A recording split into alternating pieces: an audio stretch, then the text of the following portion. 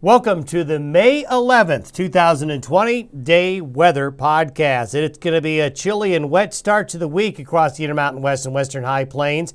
It's going to be very chilly east of the Continental Divide today with some shower activity. Also, the western side of the divide is getting some needed rain and more coming this week. Rain chances are going to be fairly high on an off and on basis through Saturday. So some needed May moisture coming for most of you. Here's the precipitation forecast through Friday afternoon. You can see blotches of yellow and blue where the rain chances are going to be the highest, mostly in the form of rain shower and thunderstorm activity. It is going to be cold enough that a few flakes of snow could be possible today and tonight in some areas, especially over the higher mountain areas, but we'll avoid any late spring snows. But it is going to be more cool and moist. Notice that we have some shower activity in Colorado's western slope getting in, and you can thank the Pacific for this. There's more moisture now flowing into Washington, Oregon, and Northern California. This moisture is basically just going right down Interstate 80, and we've got some instability. And we also have the colder air that's east of the divide, and that's causing some upslope, and that's going to enhance the chances for shower and thunderstorm activity. This is going to be off and on, not continuous. We'll have some days with some showers, days where we won't have any, but between now and Saturday, the odds of getting rained on look pretty good for just about the entire area. Temperature-wise, this is where we're going to be this afternoon relative to average. Relative to normal, wow, look at this pocket, 30 degrees below average. In west central Kansas, up into southwest areas of Nebraska, even some of that cooler air got on into the western slope, but you can certainly see this wedge of warmth in between two pockets of cold coming in off the west coast and this very cold air east of the Continental Divide. If you were to go step back and look at the big picture, these are temperatures relative to normal for the nation this afternoon. Wow, look at that cold. It's extensive across all of North America, getting down into Mexico, getting down into Cuba, getting down into parts of the Central American areas. I mean, this is a bona fide big cold wave. Now, some folks are saying that no one has seen anything this cold before. Well, we have. We went back and looked. We saw several times in the mid to late 70s and in the mid to late 60s of cold waves this late in November that were as intense as this one, but it certainly has been a while. As we take a look at the 10-day temperature forecast, if we look at 10 days averaged together, temperatures relative to average are still a bit on the cool side. Notice Canada, very cooler than average for the next 10 days on the whole. We do see temperatures moderating here in the east, but still slightly below average. Little warmer than normal, but pretty close to normal really here. So there's no big warm up coming this week, folks. It's going to start off chilly, gradually get mild, but the best we can do is tend closer to average, and in many areas still below average. So it's going to be another week a bit on the cool side.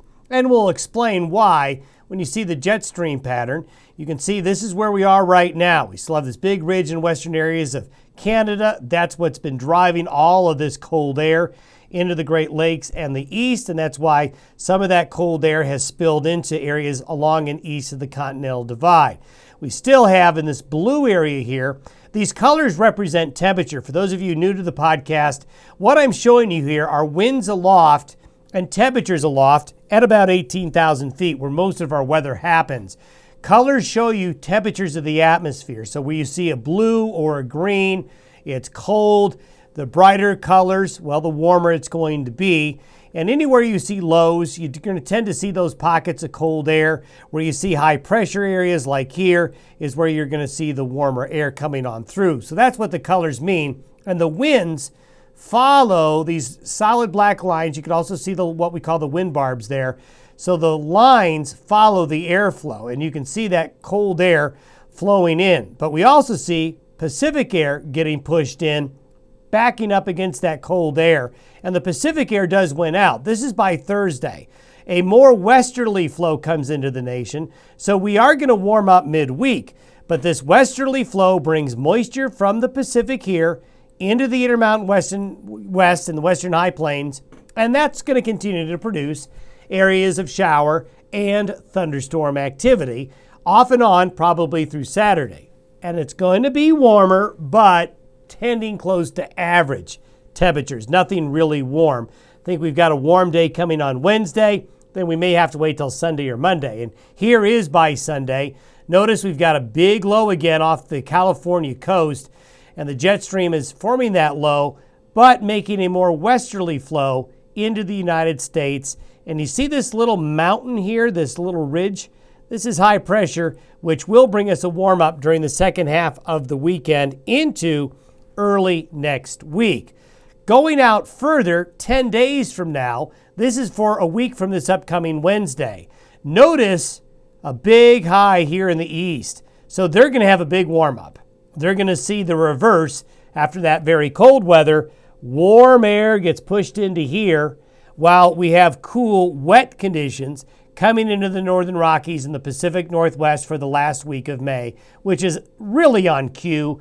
That last 10 days of May, if you were to look at historical precedents, if you looked at the last 10 days of May in Colorado, Wyoming, Montana, Nebraska, and western Kansas, it's a wet time of the month usually. We tend to see these Pacific systems come in and slowly meander during the second half of the month. So we're somewhat optimistic that most of you out there will catch up on any moisture if you're behind right now, as more moisture is coming before the month is over.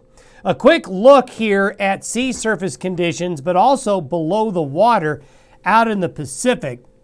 A lot of times I show you maps of sea surface conditions out in the Pacific, where the warm water is and where the cold water is. Now those are sea surface temperatures, but this peers below, going lower under the water. And this is a key area here between 180 west and 100 degrees west longitude. Basically, this is the area near the equator. We're watching whether or not we're going to La Nina or El Nino. One thing I want to show you here is look at the drop in heat content. This is a measure of heat content in that part of the Pacific since really mid-April.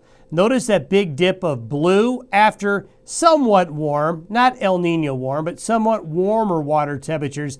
They have really started to drop. Another indication that the water is not only getting colder, but getting colder deeper now out in some parts of the subtropical Pacific. And that continues to point to the formation of a La Nina this fall. Thanks for listening and watching the Day Weather Podcast. Have a great Monday. We'll talk to you on Tuesday.